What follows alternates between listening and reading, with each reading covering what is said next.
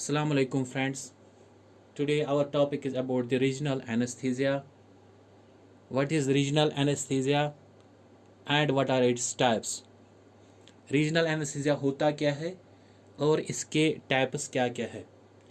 Regional anaesthesia इस word में ही आपको डिफाइन हुआ है कि रीजन मतलब पार्ट जो हम ब्लॉक करते हैं एनेस्थीसिया से या लोकल एनेस्थीसिया से बोलेंगे उसको बोलेंगे रीजनल एनेस्थीसिया। रीजनल ब्लॉक भी इसी का नाम है, चाहे आपको रीजनल एनेस्थीसिया बोलेंगे या रीजनल ब्लॉक्स वो आ जाएगी इसी में। डेफिनेशन क्या है इसकी कि specific part of body pain free करवाते हैं। बॉडी का एक पार्ट या कोई पार्ट उसको पेन फ्री करवाएंगे, उसको बोलेंगे हम रीजनल एनेस्थीसिया। इसमें क्या करते हैं, लोकल एनेस्थीसिया इंजेक्ट करते हैं नर्व्स में, जो उस पार्ट की सप्लाई होती है नर्व्स उनको इंजेक्ट करते हैं ये लोकल एनेस्थीसिया, और वो उससे क्या हो जाती है, वो ब्लॉक हो जाते हैं और पेन फ्री रहती है। क्योंकि जब नर्व्स ब्लॉक होगी वो उसको सेंसरी सप्लाई नहीं करेगी, क्योंकि नर्व्स ब्लॉक है, वो नहीं ले जाएगी असेंडिंग ट्रैक्ट तक, इसलिए ब्रेन तक सेंसेशन नहीं ले पाएगी और उसकी वजह से ये ब्लॉक होते हैं। डेफिनेशन इसकी, specific part of body is free from pain. Specific body का एक पार्ट पेन फ्री रहता है due to injecting of local anaesthesia. किस वजह से? हम लोकल एनेस्थीसिया इंजेक्ट करते हैं नर्व्स में। हम क्या करते हैं, उस बॉडी का जो भी सप्लाई नर्व्स करती है उनमें हम क्या करते हैं, लोकल एनेस्थीसिया इंजेक्ट। उस वजह से उस बॉडी में पेन नहीं रहती है, क्योंकि जब कोई चीज़ जो सेंसेशन सप्लाई करती है रिसेप्टर से लेकर स्पाइनल कॉर्ड तक, जो नर्व सप्लाई करती है उनको बोलते हैं हम स्पाइनल नर्व्स। अगर वो ब्लॉक रहेगी ड्यूरिंग प्रोसीजर, हम सर्जरी कर पाएंगे, उनमें पेन फ्री फील नहीं कर सकेंगे, क्योंकि वही नर्व सप्लाई करती है स्पाइनल कॉर्ड तक, और स्पाइनल कॉर्ड से फिर असेंडिंग ट्रैक्ट ब्रेन तक ले जाती है और वहाँ से मोटर सप्लाई आ जाती है और हम पेन फील करते हैं। मगर जब ये नर्व्स ब्लॉक हो जाएगी तब क्या होगा, तब हम पेन फ्री फील नहीं कर पाएंगे। इसलिए इसमें क्या करते हैं, स्पेसिफिक बॉडी का पार्ट हम इंजेक्ट करते हैं लोकल एनेस्थीसिया से उस नर्व्स को क्या करवाने के लिए, टू अलाउ सर्जिकल प्रोसीजर्स, ताकि हम सर्जरी कर पाए उन रीजन्स में। इसमें क्या क्या आता है, इसमें स्पाइनल एनेस्थीसिया भी आता है। अगर रीजनल ब्लॉक आ गया, कोई एक रीजनल ब्लॉक आप डिफाइन करो, आप स्पाइनल एनेस्थीसिया भी कर सकते हो, आप एपिड्यूरल एनेस्थीसिया भी कर सकते हो, आप कॉर्डल भी या नर्व ब्लॉक्स भी कर सकते हो, ये इनमें आ जाएगा। स्पाइनल भी, एपिड्यूरल भी, कॉर्डल भी, ये चीज़ें इनमें आता है रीजनल एनेस्थीसिया में। अगर कहीं पूछा गया आप रीजनल एनेस्थीसिया में कोई एक डिफाइन करो, आप इन तीनों में एक कर सकते हो। या अगर पूछा गया regional anaesthesia, spinal anaesthesia, regional anaesthesia है या लोकल एनेस्थीसिया, आप बोल सकते हो ये है रीजनल एनेस्थीसिया। रीजनल एनेस्थीसिया क्योंकि इसमें एक रीजन हम पेन फील फ्री करवाते हैं। स्पाइनल एनेस्थीसिया आज हम पढ़ेंगे स्पाइनल एनेस्थीसिया, इसके बाद एपिड्यूरल हम आएगा, फिर कॉर्डल आएगा। स्पाइनल एनेस्थीसिया में क्या होता है, स्पाइनल एनेस्थीसिया में क्या होता है हम ये सारा पढ़ेंगे। स्पाइनल एनेस्थीसिया दूसरा नाम है न्यूरोएक्सियल ब्लॉक भी। न्यूरोएक्सियल ब्लॉक, न्यूरोएक्सियल मतलब नर्व्स, सीएनएस नर्व्स जो भी स्पाइनल से अराइज होते हैं नर्व्स, हम उनमें ब्लॉक करवाते, इसलिए इसको बोलते हैं न्यूरोएक्सियल ब्लॉक। सब एराक्नाइड ब्लॉक भी बोलते हैं। सर एराक्नाइड ब्लॉक क्यों बोलते हैं, क्योंकि जो स्पेस पाया मैटर और एराक्नाइड मैटर, पाया मैटर और एराक्नाइड बीच में स्पेस होती है, उसको बोलते हैं सब एराक्नाइड स्पेस, क्योंकि ये कवरिंग ब्रेन को भी है होती है, मेनिंजेस और स्पाइनल कॉर्ड को भी। इसलिए इसके दरमियान जो भी पाया मैटर और एराक्नाइड मैटर के दरमियान जो भी स्पेस, ये मिडल सेकंड ये ड्यूरा मैटर होता है और ये इनर, इनके दरमियान स्पेस होती है, उसको बोलेंगे सब एराक्नाइड स्पेस, उसमें होता है सीएसएफ। जो हम ब्लॉक सी एस इसी में सब एरेक्नाइड स्पेस में देंगे उसको बोलेंगे सब एरेक्नाइड ब्लॉक, इसलिए इसका नाम सब एरेक्नाइड ब्लॉक है। तीसरा क्या है इसका नाम? Intrathecal block. स्पाइनल स्पेस को इंट्राथीकल स्पेस भी बोलते हैं, इसलिए उसमें हम स्पाइनल एनेस्थीसिया देते हैं, इसलिए इंट्राथीकल ब्लॉक।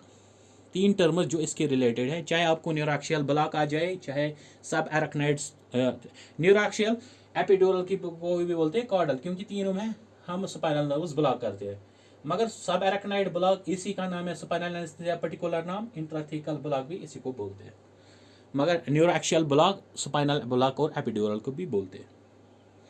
पर्पसेस, हम क्यों करवाते हैं, क्यों करते हैं स्पाइनल एनेस्थीसिया? स्पाइनल एनेस्थीसिया हम किन प्रोसीजर्स में करते हैं?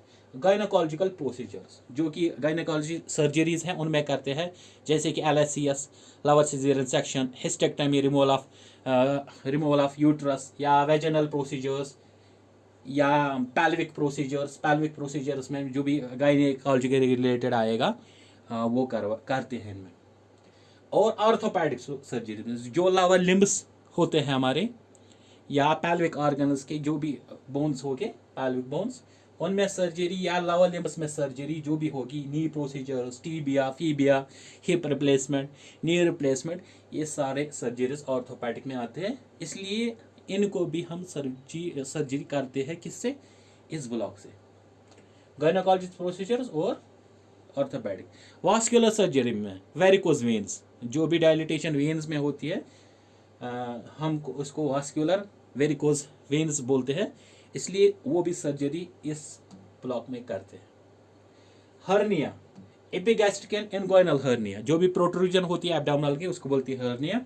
हर्निया प्रोसीजर एपिगैस्ट्रिक और इनगुइनल हर्निया, क्योंकि हर्नियाज में बहुत टाइप है, उनमें लोअर जो एब्डोमिनल ज़्यादातर होती है एपिगैस्ट्रिक एंड इनगुइनल हर्निया, ये भी स्पाइनल एनेस्थीसिया से हम कर सकते हैं। नेफ्रेक्टमी, रिमूवल ऑफ किडनी को रिमूव कर सकते हैं हम। सिस्टेक्टमी, गॉल ब्लैडर, ये इसको यूरिनरी ब्लैडर को रिमूव, या रिनल प्रोसीजर में कोई भी हम कर सकते हैं। Pain managed during vaginal birth, जब भी वेजिनल बर्थ हो जाएगी तब उसमें क्योंकि पेन रहती है, पेन की वजह से हम उसको pain managed through spinal anaesthesia करते हैं। ये भी पेन मैनेजमेंट, क्योंकि पेन बहुत होती है उस टाइम, इसलिए पेन कंट्रोल करने के हम स्पाइनल एनेस्थीसिया तब देते हैं। यूरोलॉजिकल सर्जरीज या यूरोलॉजिकल प्रोसीजर्स, जैसे कि कोई प्रोसीजर URSL या है, वो भी सिस्टेक्टमी आता है इसमें, हम वो इसमें कर सकते हैं। पोजीशन क्या होती है स्पाइनल एनेस्थीसिया में? स्पाइनल एनेस्थीसिया कितना इंपॉर्टेंट है हम देख सकते हैं कि स्पाइनल एनेस्थीसिया में, इसमें रीजनल एनेस्थीसिया में एक और टर्म है कि हम इसमें पेशेंट कुछ भी पेशेंट देख सकता है, सराउंडिंग फील कर सकता है, सराउंडिंग को इधर है, इसलिए उसकी जो रिफ्लेक्स होती है, रेस्पिरेटरी सिस्टम नॉर्मल होता है पेशेंट का, ये इंपॉर्टेंस है रीजनल एनेस्थीसिया की। इसलिए स्पाइनल एनेस्थीसिया में इतनी सारी प्रोसीजर्स हम कर सकते हैं, इतना प्रोसीजर, इसलिए ये बहुत ज़्यादा इंपॉर्टेंट है। बहुत ज़्यादा जो भी प्राइमरी केयर हॉस्पिटल्स में वहाँ पे ये स्पाइनल एनेस्थीसिया ईजी से करते हैं, क्योंकि ये ईजिली टेक्निक है, ईजिली कर सकते हैं इन प्रोसीजर्स में। पोजीशन क्या होती है? या तो हम सिटिंग पोजीशन में या लेटरल में। सिटिंग में ज़्यादातर मोर कॉमन सिटिंग है। सिटिंग पोजीशन में पेशेंट को बिठाते हैं बेड पे ही, जिस पे हम सर्जरी करते हैं, या अदर जो भी होता है प्री एनेस्थेसिक रूम, या रूम होता है एनेस्थेसिया के लिए पहले ही रूम, वहाँ स्पाइनल ब्लॉक देते हैं, या उधर जो भी ऑपरेशन थिएटर होगा वहाँ उसी बेड पे हम पेशेंट को बैठाते हैं, या लेटरल पोजीशन में हम करते हैं ब्लॉक। इसमें रिक्वायरमेंट्स क्या होते हैं? सिटिंग पोजीशन में याद रहे कि पेशेंट उसके जो लेग्स हैं, उसके जो फुट है वो स्टूल पे नीचे रहना चाहिए, और पेशेंट इजीली हम कंफर्टेबल पोजीशन में उसको बिठाएंगे, और उसकी नी पे जो उसके बैटेक्स है, नी पे हम क्या रखेंगे? पिलो वेलो रखते हैं, ताकि उसके आर्म्स वहाँ पे रेस्ट करें और पेशेंट को इजीली पोजीशन दे सकते हैं इजीली। सिटिंग भी फ्लेक्शन पोजीशन देते हैं इसको, ताकि स्पाइनल जो वर्टिब्राज में स्पेस इजीली हम फील कर सकेंगे और इजीली स्पेस आ जाएगी। ये पोजीशन देने के लिए सिटिंग। और लेटरल में हम क्या करते हैं, जो नीज है वो चेस्ट तक ले जाते हैं ताकि उसका जो है gaps in between the vertebral columns easily हम उसको दे सकते हैं। रिक्वायरमेंट्स इसमें क्या आता है, क्या क्या चीज़ें हमें ज़रूरत है स्पाइनल एनेस्थीसिया में रखने के लिए, क्योंकि ये चीज़ें जो रिक्वायरमेंट्स ये टेक्नीशियन जो भी टेक्नोलॉजिस्ट कोई भी एनेस्थीसिया हो या ओटी टेक्नोलॉजिस्ट कोई भी या नर्सिंग साइड से अगर जहाँ भी अवेलेबल हो वहाँ स्टाफ जो भी अवेलेबल हो उसको ये चीज़ें पता होना चाहिए कि वहाँ पे ज़रूरत क्या है, इसलिए ये ज़्यादातर पूछी जाती है। रिक्वायरमेंट्स में हमें पहले वाले जो चीज़ होनी चाहिए वो स्पाइनल ट्रे में हमें पता है ये स्ट्रायल ट्रे होती है, ऑटोक्लेव से होती है स्टरलाइजेशन इसकी। ये स्पाइनल ट्रे ये कभी डिस्पोजेबल भी आती है, वो भी ला सकते हैं मगर वो कॉस्टली रहती है, इसलिए हम ज़्यादातर स्पाइनल ट्रे स्टरलाइजेशन जो बार बार यूज़ कर सकते हैं वही ट्रे रखते हैं।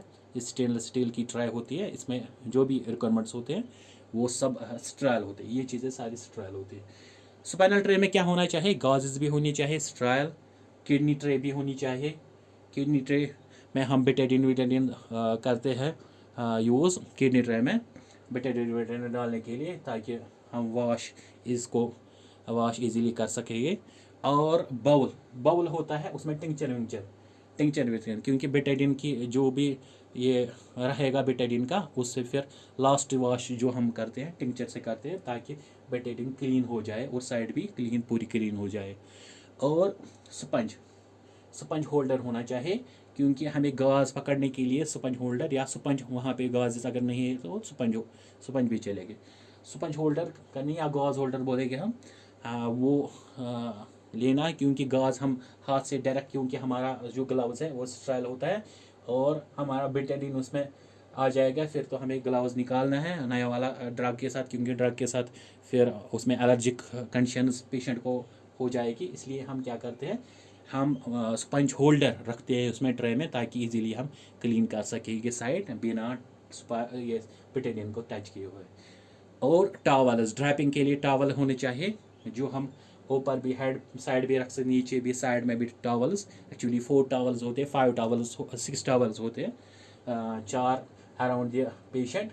और जो और चीज़ है टॉवल क्लिप्स भी होते हैं, टॉवल क्लिप्स, ताकि हम टॉवल्स को बाइंड कर सके ईच अदर, आपस में बाइंड ईच अदर कर सके। ये टॉवल क्लिप्स भी रहनी चाहिए और टॉवल क्लिप्स और बेटाडीन रहना चाहिए, बेटाडीन होना चाहिए, बेटाडीन जिसे हम वॉश करें। और टिंचर लास्ट वाला वॉश टिंचर से करते हैं।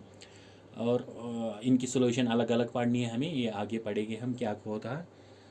और जो होता है स्टूल भी होता है ताकि फुट इसको पेशेंट को रहना चाहिए, उस पर स्टे करनी चाहिए, फुट पे लाइट रहनी चाहिए। ओटी की लाइट या पोर्टेबल लाइट होती है कभी कभार, या पिलो मैंने बोला है, इसको रेस्ट करने के आम रेस्ट करने के लिए पेशेंट को इजीली पोजीशन दे सकते हैं। सिरिंज 5 ml सिरिंज रहना चाहिए फॉर स्पाइनल एनेस्थीसिया को इंजेक्ट करने के लिए 5 ml सिरिंज रहना चाहिए। कभी कभार लोकल भी देते वो सब क्यूटेनस, तब हमें एक और सिरिंज रहनी चाहिए और अलग से लोकल एनेस्थीसिया।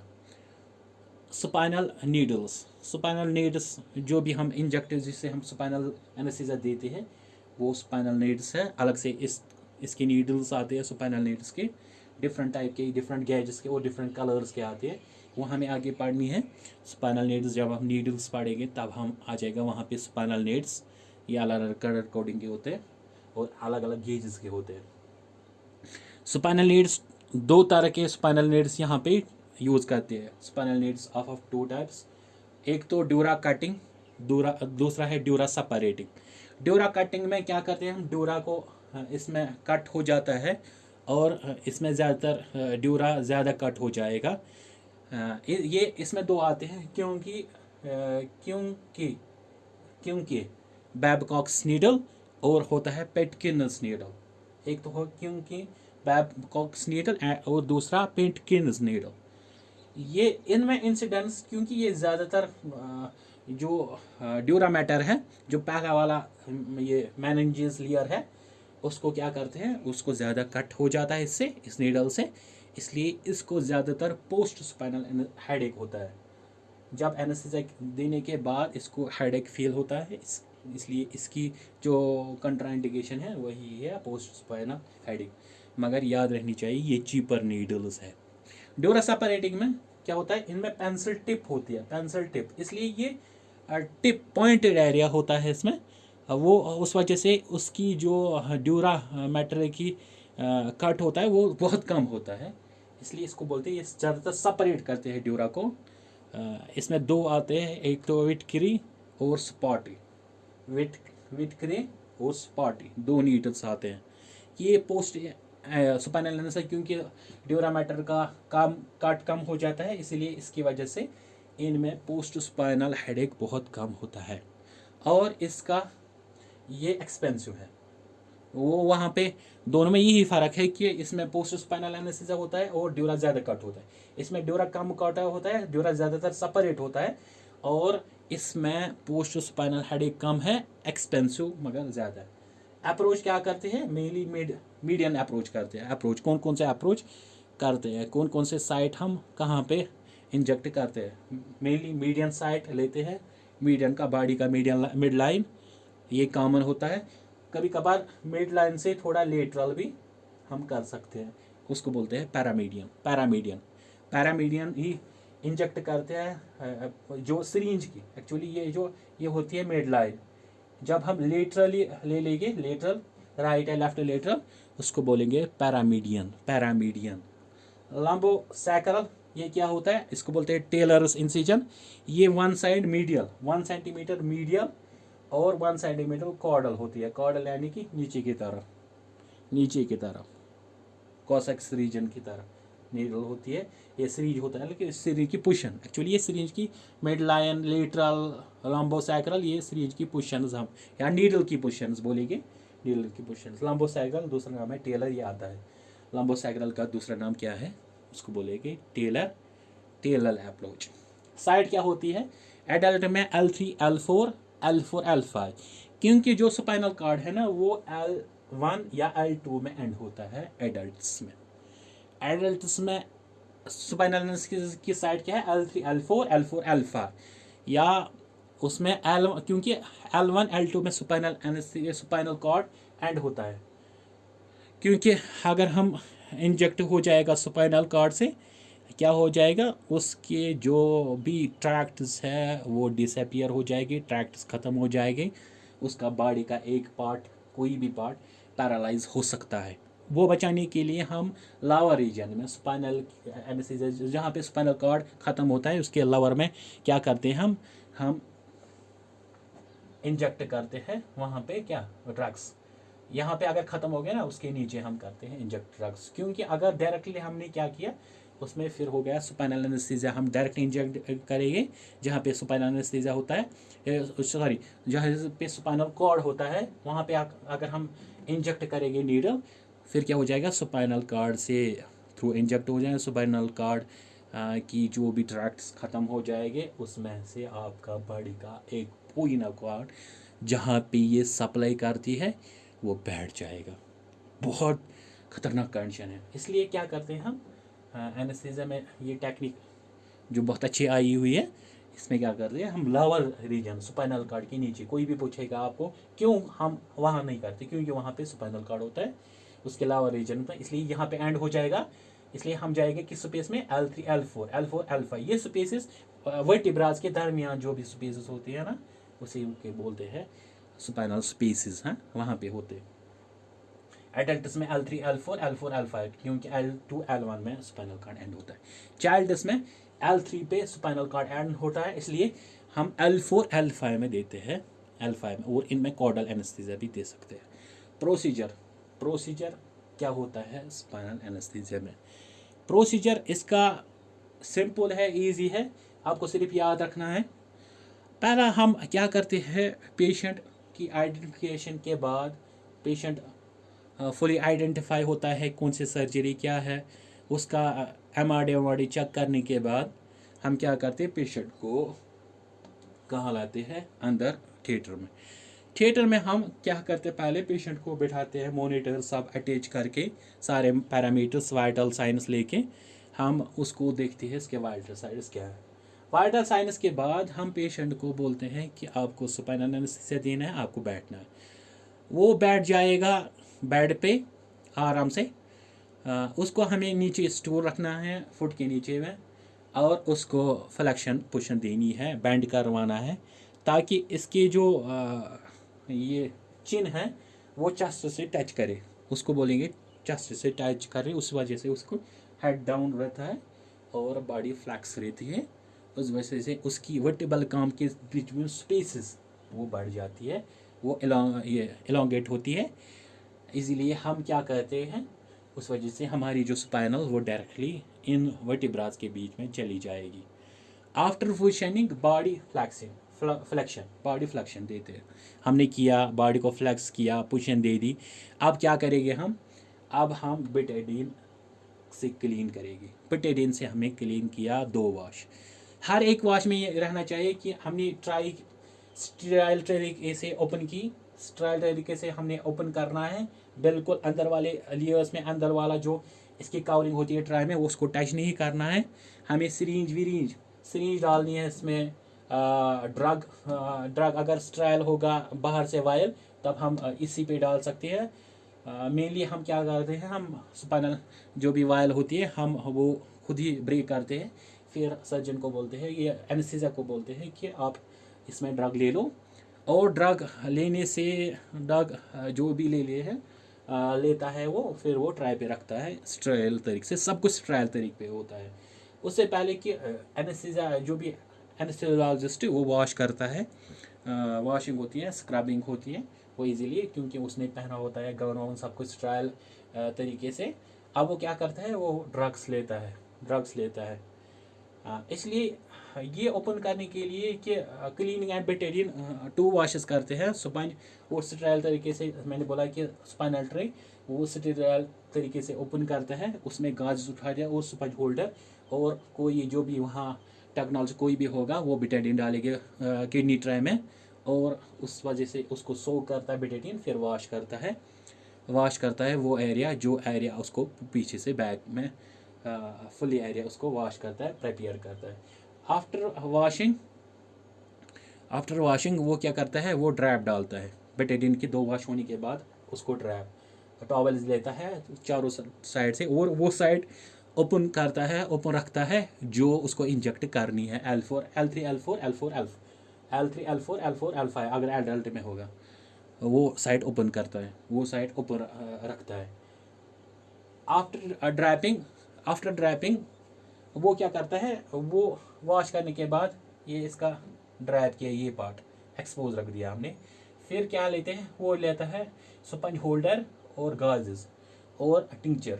फिर वो ये स्पेस जो ओपन रह गई, बाकी सब स्पेस को हमने वॉश किया, ये भी ड्रैपिंग भी की, मगर जो ये स्पेस है, अब जो एक्सपोजर स्पेस है, सरफेस है, वो क्या करेंगे हम, वो टिंचर से फिर क्लीन लास्ट वाला वॉश करते हैं। और स्पंज जो होल्डर है, स्पंज होल्डर वो साइड में रखते हैं या नीचे रखते हैं, ताकि जो भी वहाँ पे कोई होगा नर्सिंग साइड या टेक्नोलॉजी साइड, वो फिर उठाता है, वहाँ पे ले जाता है साइड में विथ ग्लव्ड हैंड्स। ये करने के बाद हम साइट देखते हैं, इसकी साइट क्या है, क्योंकि हमने आगे इसकी चेस्ट पे भी क्या रखा हुआ है, ड्रैपिंग रखी हुई है। ड्रैपिंग के थ्रू और ग्लव्स के थ्रू हम फील करते हैं यहाँ पे आगे वाले जो एब्डोमेन के आगे नीचे वाला हिस्सा है, वहाँ पे एलिक बोन होती है। एलिक बोन के जो भी अपर एंड होता है, एलिक बोन, ये एलिक बोन है, इसके अपर वाले रीजन उसको बोलेंगे superior iliac spine, superior iliac spine, iliac bone को वहां से लेकर यहाँ तक ऐसी जब हाथ रखते हैं वो स्पेस देखते हैं, ये वाली स्पेस ये L4 L5 के दरमियान होती है। इसलिए ये इससे हम मेजर करते हैं L4 L5। वर्टिब्रल काम का L4 L5 कहाँ पे है, सुपीरियर इलिक स्पाइन के बिल्कुल पैरेलल में हम उससे वो स्पेस ले सकते हैं L4 L5। L4 L5 को देखने के बाद हमने क्या किया, हम नील से उसको मार्क करते हैं, थोड़ी सी इसको मार्क करते हैं यहाँ पे L4, या वहाँ पे नील रखते हैं, जो भी मतलब ग्लव्स के वहाँ पे डिफ्रेस करते हैं। हम देखते हैं कि वहाँ पे L4 हमने फील की स्पेस। पोजीशन देने के बाद हमने क्या किया, हमने पहले ही ड्रग ले लिया हुआ है, वो क्या है उसमें हमने ड्रग में क्या किया, ड्रग ले लिया थ्रू जो भी टेक्नोलॉजी वहाँ पे कोई होगा, हमने उसे वाइल ब्रेक की और हमने 5 ml सीरीज में ड्रग ले लिया 5 ml ले लिया है हमने ड्रग्स। और लोकल एनेस्थीसिया का जो भी हम ड्रग ले लेंगे उसमें हम एक्सपायरी डेट देखेंगे, ड्रग नेम देखेंगे और कंसंट्रेशन देखेंगे। तीनों चीज़ें हमें मेंशन करनी है, क्योंकि ये स्पाइनल एनेस्थीसिया पे, क्योंकि ये ब्लॉक्स पे डिपेंड करता है, कितना ब्लॉक, कौन सा ब्लॉक, कैसा ब्लॉक, ये डिपेंड करता है, क्योंकि इनके अलग अलग टाइम, क्योंकि ड्रग्स बहुत विवेक इनके अलग है, उसका डोज अलग है, इसके डोज डिपेंड करता है। इसलिए एक्सपायरी डेट देखना है, क्योंकि अगर एक्सपायरी डेट चला गया, क्योंकि इनको फिर क्या होगा, एलर्जिक ये हो जाएगा, शॉक में चला जाएगा पेशेंट। प्रॉपर कंसंट्रेशन देखिए, क्योंकि हमें ब्लॉक देखना है कितना सर्जरी कब तक करनी है, वो प्रॉपर एनेस्थीसिया वो प्रॉपर ड्रग पे डिपेंड करेगी। और ड्रग नेम ज़रूरी देखना है, कौन सा ड्रग है जो हम इंजेक्ट करेंगे, जो हम ब्लॉक दे देंगे उससे, ये डिपेंड करती है। ये हमें तीनों चेक करने हैं ये है कि नहीं। फिर हम वहाँ पे जो भी एनेस्थेसियोलॉजिस्ट होगा, एनेस्थेसियोलॉजिस्ट वो इनको देखेगी कि एक्सपायरी डेट है, इसका डेट है भी, प्रॉपर कंसंट्रेशन है, ड्रग भी वही है जो एनेस्थीसिया ने बोला है उस टाइप की, जो भी जिसे वो ब्लॉक करेंगे वो देना है। ड्रग्स कौन कौन से यूज़ करते हैं हम मेनली, हम लिग्नोकेन करते हैं, ब्यूवेकेन करते हैं, रोफाकेन करते हैं, लिओब्यूवेकेन भी करते हैं। लिग्नोकेन, ब्यूवेकेन और रोफाकेन ये ज़्यादातर यूज़ करते हैं, ज़्यादातर इनमें ब्यूवेकेन होता है। लिग्नोकेन जो भी हम परसेंटेज करते हैं वो 5% करते हैं, 5%। लिग्नोकेन जो हम लोकल एनेस्थीसिया, ये लोकल एनेस्थीसिया ड्रग हमें पढ़ना है, ये हम आगे पढ़ेंगे इंशाल्लाह। तब आपको समझ आएगा कि ये लिग्नोकेन है क्या और इससे कैसे ब्लॉक होते हैं।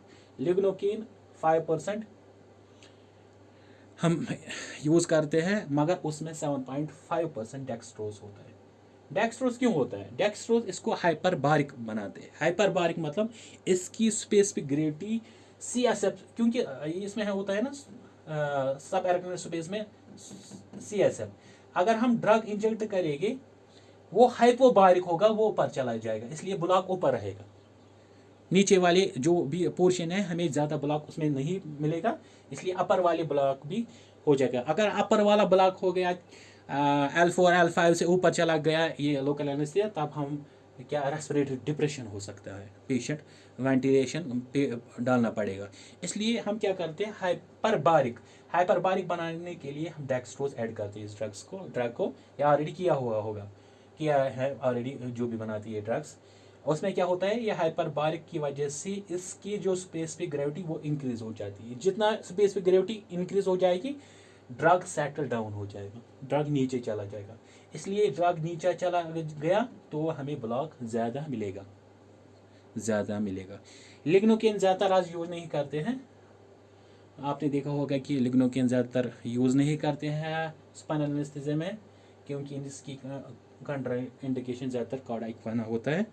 कार्डा इक्वाना मतलब जो हॉर्स टेल स्पाइनल कार्ड की लास्ट वाली जो भी नर्व्स है वो टेल जैसे, एक हॉर्स टेल जैसे बनाते हैं, उसमें डिप्रेशन होती है, उसमें फिर जो भी यूरिनरी ब्लैडर रिलेटेड होते हैं, फिर यूरिनरी डिप्रेशंस होते और नीचे वाले डिप्रेशंस हो सकते हैं कार्डा इक्वाना में। इसलिए क्या करते हैं हम, ये रियल यूज़ ज़्यादातर यूज़ नहीं करते हैं। मोस्ट कॉमन जो ड्रग होता है ना जो यूज़ करते हैं ब्यूवेकेन हम 0.8% यूज़ करते हैं। इसमें 8% डेक्सट्रोज होता है। डेक्सट्रोज यही हाइपरबारिक बनाने के लिए इसको डेक्सट्रोज ऐड किया जाता है, ये मोस्टली कॉमन, क्योंकि इसका फास्ट एक्शन भी लिग्नोकेन से ज़्यादा है। रोफाकेन एंड लिओब्यूकेन ये आज का यूज़ करते हैं, क्योंकि इनमें कार्डियोटॉक्सिसिटी, इसमें कार्डियोटॉक्सिसिटी ज़्यादा है। कार्डियोटॉक्सिसिटी कम करने के लिए हम रोफाकेन और लिओब्यूकेन यूज़ करते हैं। ये इसी का आइसोमर है, लिवोबिविकेन का और रोफाकिन यूज़ कर सकते हैं, ये कार्डियोटॉक्सिसिटी में करते हैं। ओपाइड्स हम यूज़ करते हैं ब्लॉक को ज़्यादा प्रोलॉन्ग करने के लिए, हम ओपाइड्स यूज़ कर सकते हैं क्योंकि ओपाइड्स पेन ब्लॉकर्स हैं, हम स्पाइनल एनेस्थीसिया में पेन ब्लॉक करते हैं, इसलिए यहाँ पे भी फेंटेनिल मॉर्फिन ज़्यादा यूज़ नहीं करते हैं क्योंकि वहाँ पे रेस्पिरेटरी डिप्रेशन होता है मॉर्फिन से, इसलिए ज़्यादातर फेंटेनिल भी 20 to 25 माइक्रोग्राम्स यूज़ करते हैं ड्रग के साथ, ये ड्रग के साथ लेते हैं और फिर इंजेक्ट करते हैं। नियोसिटिकमीन भी ये, क्योंकि ये भी प्रोलॉन्ग ब्लॉक करता है, एस्ट्राइलकोलिन ज़्यादा सप्लाई करता है नियोसिटिकमीन, ये मसल रिलैक्सेंट जो भी देते हैं उनका ब्लॉकर है ये, इसलिए इसमें ज़्यादा प्रोलॉन्ग ब्लॉक होता है। हमने लोकल एनेस्थीसिया, हमने पुशन भी दी, ड्रैपिंग भी की, फायमल ये लोकल एनेस्थीसिया भी ले लिया, अब हमें लोकल एनेस्थीसिया इंजेक्ट करना है। हमने साइट भी देखी है, कौन सी साइट, L4 L5 की साइट, हमको क्या करना है अब हमें इंजेक्ट करना है। इंजेक्ट करने के पहले हमें देखना है कि स्पाइनल एंड सब एरेक्नोइड स्पेस कहाँ है। सब एरेक्नोइड स्पेस देखने के लिए हम क्या करते हैं, हमको जो भी सब एरेक्नोइड स्पेस में फ्लूइड होता है, सब एरेक्नोइड फ्लूइड CSF होता है, वो CSF इजीली फ्लो करने के देखना है हमें क्या स्पाइनल ये जो CSF वो इजीली फ्लो हो जाएगा, तब हमें पता चलेगा कि नीडल कहाँ पे है, नीडल ये सब एरेक्नोइड स्पेस में है। वो हम कैसे करते हैं, हम पहले नीडल को स्किन के साथ पंक्चर करते हैं, जब हमने स्किन पंक्चर किया फिर सबक्यूटेनस आता है आगे से, ये में हम नहीं देखते, आगे आगे इंट्रोड्यूस आगे करते हैं नीडल, पहला वाला जो हो जाएगा स्किन से इंजेक्ट करके, ये सब जो भी ये है जो हम ये करते हैं जिसके थ्रू ये स्पाइनल नीड्स इंजेक्ट होती है। पहला वाला स्किन है, दूसरा लिया जो है सबक्यूटेनस टिश्यू, तीसरा है सुप्रास्पाइनस लिगामेंट्स, ये लिगामेंट्स होते हैं स्पाइनस के, और इंट्रास्पाइनस लिगामेंट। पहला वाला स्किन इंजेक्ट हो जाएगा, फिर सबक्यूटेनस टिश्यू हो जाएगा, फिर सुप्रास्पाइनस लिगामेंट, फिर इंट्रास्पाइनस लिगामेंट, फिर लिगामेंटम फ्लोएम।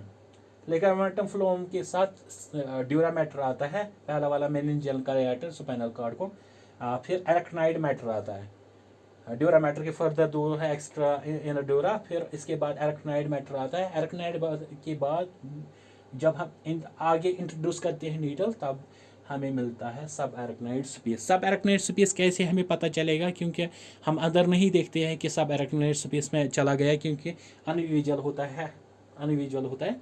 हम कैसे पता चलेगा कि सब एरेक्नाइड स्पेस में है, क्योंकि वहाँ से हमको जब हम सीरीज डिटैच करते हैं नीडल के थ्रू, ये सब एरेक्नोइड फ्लूइड इजीली फ्लो करता है। जब हमको पता चला गया कि सब एरेक्नोइड स्पेस इजीली फ्लो, उसने इजीली फ्लो किया, हम फिर इंजेक्ट करते हैं ड्रग, लोकल एनेस्थीसिया जो भी हमने लिया है, लिवोबिविकेन हम यूज़ करते हैं, हमने इंजेक्ट किया, और आफ्टर 2 to 3 मिनट्स या 1 to 2 मिनट्स, हाफ मिनट्स, इसको ब्लॉक हो जाता है। ये रह गया इसका प्रोसीजर में क्या होता है, पुशन के बाद क्लीनिंग के बाद ड्रैपिंग के बाद साइट मार्क करना है, साइट के बाद हमें जो भी एनेस्थीसिया, स्पाइनल एनेस्थीसिया का जो भी ड्रग ले लिया हमें इंजेक्ट करना है। इंजेक्ट किस में कहाँ से वो नीडल चली जाती है, वो किसको इंसाइज करती है, skin, subcutaneous tissue, supraspinous ligament, intraspinous ligament, ligamentum flavum, dura mater, arachnoid mater, फिर चला गया स्पाइनल सब एरेक्नोइड स्पेस। इसलिए सब एरेक्नोइड स्पेस में CSF फ्लो करते हैं, हम इसी में इंजेक्ट करते हैं फिर हाइपरबारिक ड्रग, फिर हमें स्पाइनल एनेस्थीसिया की जो स्पाइनल एनेस्थीसिया हो गया है इसमें, इसलिए स्पाइनल एनेस्थीसिया की पूरी प्रोसीजर यही है। अब जहाँ हमने इंजेक्ट किया ये ड्रग्स, वहाँ पे हमको क्या करना है, वहाँ पे हमें साइट क्लोज करनी है विथ एडहेसिव प्लस कॉटन से, वहाँ पे वो बंद करनी है। फिर जल्दी पेशेंट को पुशन जल्दी देनी है ताकि ब्लॉक इजी से लग जाए। थोड़ी सी इसको टेंडर पुशन देनी ताकि ब्लॉक जो नीचे रहेगा।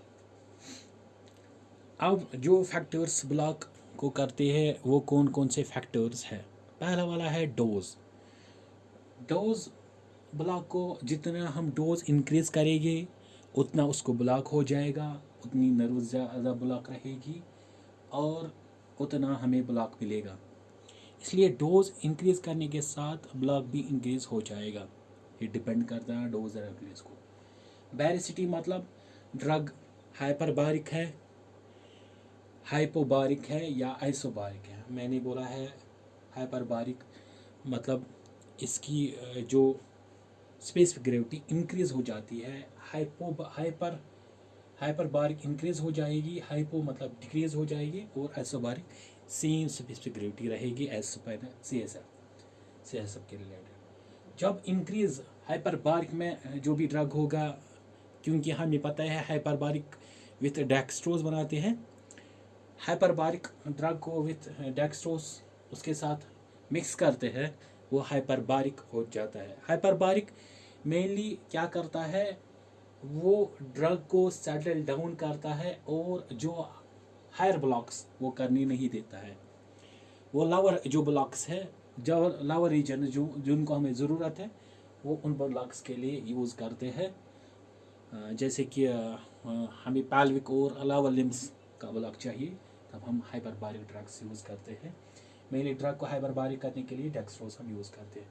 हाइपरबारिक सिटी कितना टाइम है इसका हाइपरबारिक होने में, ज़ाइलोकेन को 10 to 15 मिनट्स और ब्यूबिकेन को 20 to 30 मिनट्स।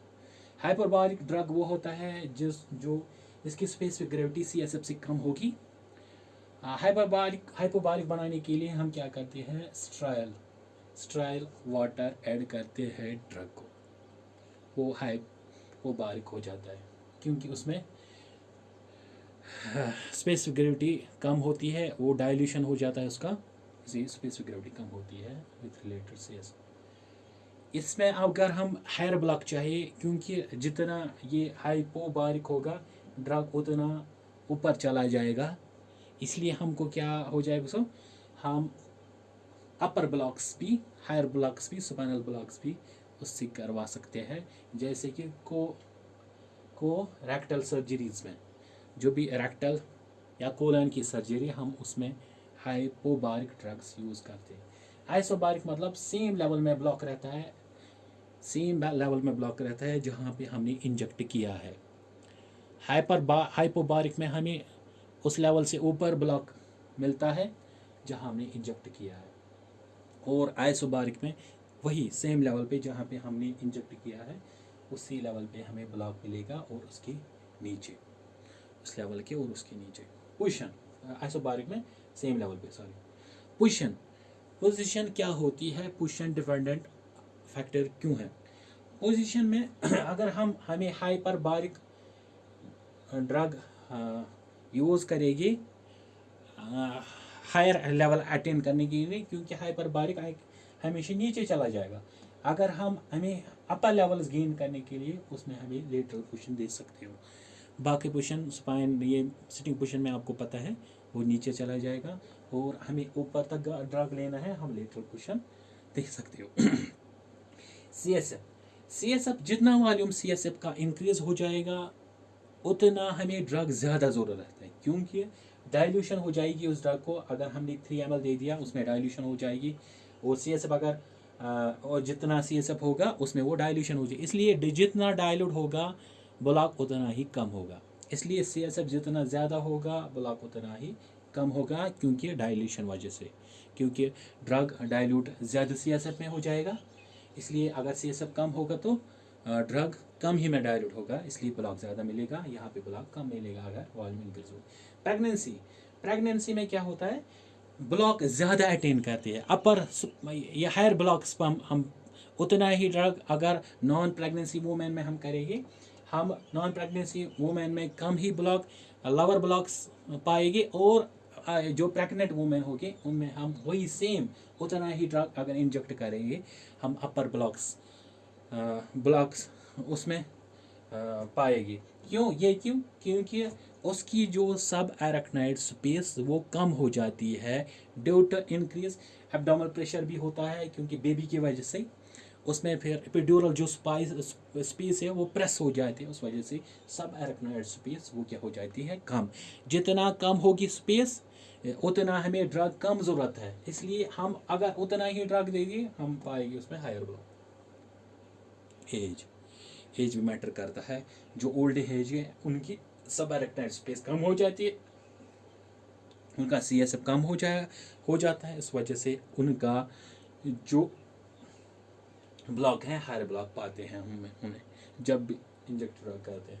कॉम्प्लिकेशंस क्या है स्पाइनल एनेस्थीसिया की, बहुत इंपॉर्टेंट क्वेश्चन है, आता है अलग से। इसमें है इंट्रा ऑपरेटिव और पोस्ट ऑपरेटिव। इंट्रा ऑपरेटिव मतलब ज्यूरिंग सर्जरी के दौरान या स्पाइनल एनेस्थीसिया देने के बाद सर्जरी के दौरान हमको कौन सी कॉम्प्लिकेशंस पेशेंट को मिलेगी वो हम आइडेंटिफाई कर सकते हो, और उसकी ट्रीटमेंट क्या क्या। मेनली जो कॉम्प्लिकेशन होती है वो ज़्यादातर हाइपोटेंशन स्लाइटली हाइपोटेंशन होता है, अगर ज़्यादा होगा तो उसके लिए अलग अलग ट्रीटमेंट है। जब हाइपोटेंशन हो जाएगा, क्यों हाइपोटेंशन क्यों होता है, क्योंकि जो भी स्पाइनल ये जो नर्व्स है वो जो जिनको वो सप्लाई करती है आर्टरीज वेन्स को, नीचे वाले जो रीजन है ना उनमें ब्लॉक होते हैं सारे नर्व सप्लाई, इसलिए जितनी सप्लाई नर्व्स ब्लॉक होगी उतनी उनको ब्लड रिटर्न कम हो जाएगा, ब्लड रिटर्न कम, इसलिए ब्लड फ्लो कम हो जाएगा उनको। डिक्रीज ब्लड फ्लो, जो बैक फ्लो होता है ब्लड का वो डिक्रीज हो जाता है, या उनको ब्लड फ्लो की सप्लाई कम हो जाती है, उस वजह से उनमें हाइपोटेंशन होता है। हाइपोटेंशन ब्लड उन्हीं में रहेगा, लोअर लिम्स में उतना ज़्यादा डायलिटेशन नहीं हो जाएगी या कंट्रैक्शन नहीं हो जाएगी वेसल्स के, क्योंकि नर्व जो कंट्रैक्शन रिलैक्सेशन जो करवाती है वो उनमें नहीं रहेगी, नर्व सप्लाई नहीं रहेगा उनमें, वो ब्लॉक हो जाएगी, इसलिए ब्लड फ्लो कम रहता है, इसलिए हार्ट को कम ही ब्लड आउटपुट रहता है, कार्डियक आउटपुट कम हो जाएगा, उस वजह से हाइपोटेंशन हो जाता है वेसल्स में, उनकी कंट्रक्टिलिटी कम हो जाएगी, उस वजह से ब्लड फ्लो कम हो जाएगा। ट्रीटमेंट क्या है इसका, मेनली जो ट्रीटमेंट हम क्रिस्टलॉइड्स देते हैं, सोल्यूशन IV फ्लूइड्स का दो, और क्रिस्टलाइज कोलाइड्स क्रिस्टलाइज देते हैं, ये ज़्यादातर यूज़ होता है क्रिस्टलाइड्स।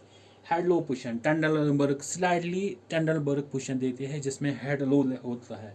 हेड लो अगर हो जाएगा, जो भी लोअर रीजन्स की ब्लड वो ग्रेविटी की वजह से ऊपर आ जाएगा, हार्ट की तरफ आ जाएगा, उस वजह से ब्लड फ्लो इंक्रीज हो जाएगा और हाइपोटेंशन जो था वो ठीक हो जाएगा।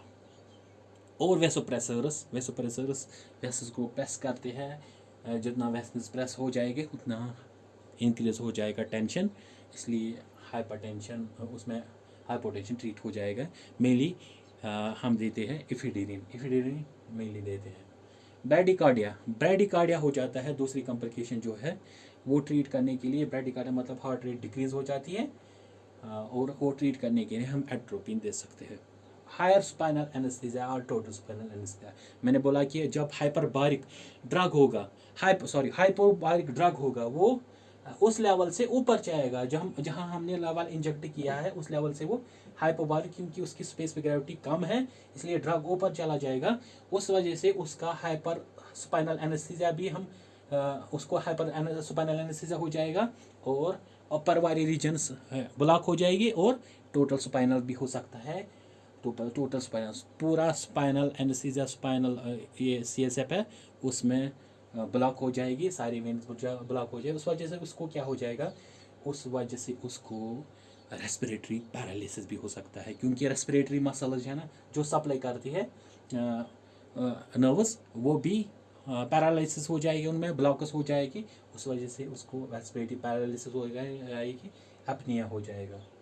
एपनिया हमें क्या करना है उसमें ट्रीटमेंट, हमें ऑक्सीजन देनी है, अगर एपनिया हो जाएगा तो हमें ट्रीटमेंट पहला वाला ऑक्सीजन देनी है, ऑक्सीजन फराहम करना, मास्क लगानी है जल्दी से, और उसमें वेंटिलेशन इंट्यूबेशन करनी है, वेंटिलेशन पे डालना है, अगर रेस्पिरेटरी पैरालिसिस हो गया हम उस पर वेंटिलेटर पे डाल सकते हो।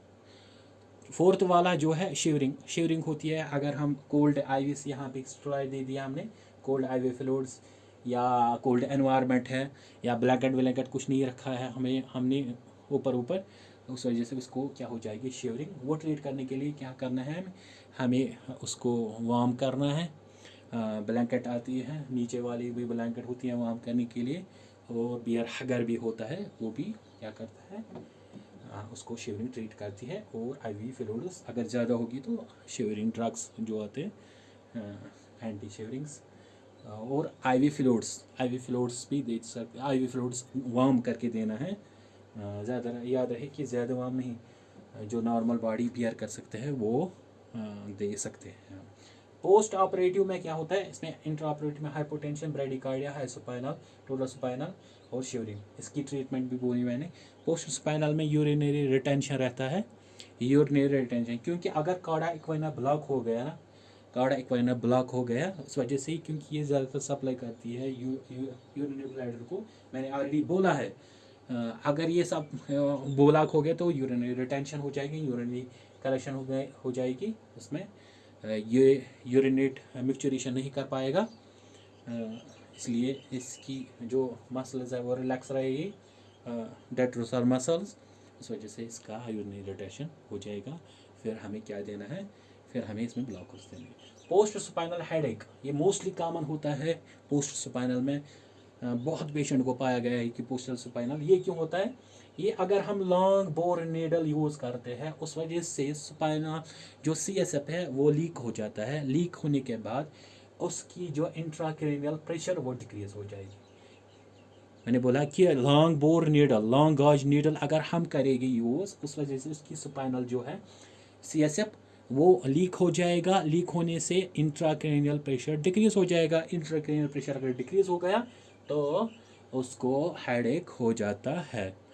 इसकी ट्रीटमेंट क्या है, इसकी 3 लाइन में, first line, second line and third line. First line treatment क्या है इसकी, हमें क्या कर रहे हैं, पहले से हमें स्पाइनल जो भी नीडल करेंगे हम यूज़, वो स्मॉल गॉज रहनी चाहिए, और IV फ्लूइड्स भी यूज़। इसके बाद स्पाइनल नीडल्स हमने यूज़ किया, फिर भी स्पाइनल हेडेक हो गया, और हम क्या करेंगे, IV फ्लूइड्स यूज़ कर सकते हैं। 15 ml पर kg पर आवर देना है IV फ्लूइड्स अगर स्पाइनल हेडेक हो गया है बस इसको। और IV फ्लूइड्स और स्लाइडली टेंडरबर्ग पोजीशन देनी है, स्लाइडली टेंडरबर्ग पोजीशन दे सकते हैं, उसकी वजह से ब्लड फ्लो इंक्रीज हो जाएगा towards the heart lower limit से, उसमें इसको ट्रीट हो जाएगा। ये ब्रेन की तरफ थोड़ा सा ब्लड सप्लाई इंक्रीज हो जाएगा, उस वजह से इसका इंट्राक्रैनियल प्रेशर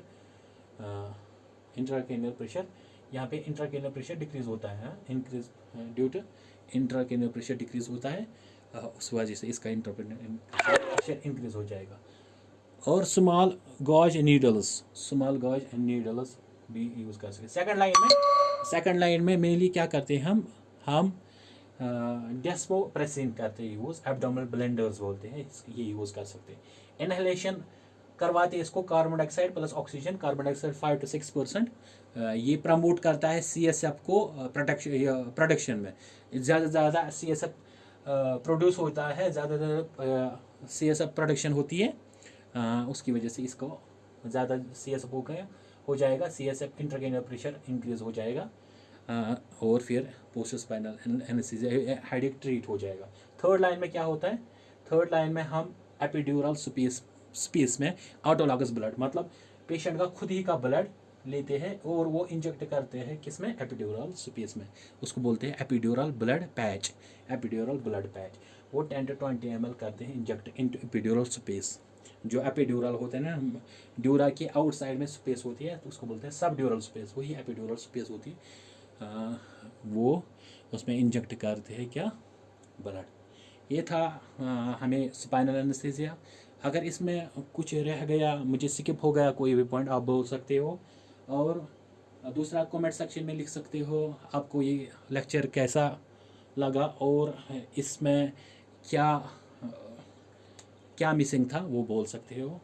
और लाइक ज़रूर कीजिए, शेयर भी कीजिए, ताकि मैं ज़्यादा से ज़्यादा अपलोड करूँ इस पर, ताकि आपको ज़्यादा से ज़्यादा फ़ायदा इसमें मिल जाए। और मेरे लिए इंशाल्लाह दुआ कीजिएगा। अल्लाह आपका नासर हामी हो, फ़ी अमान अल्लाह।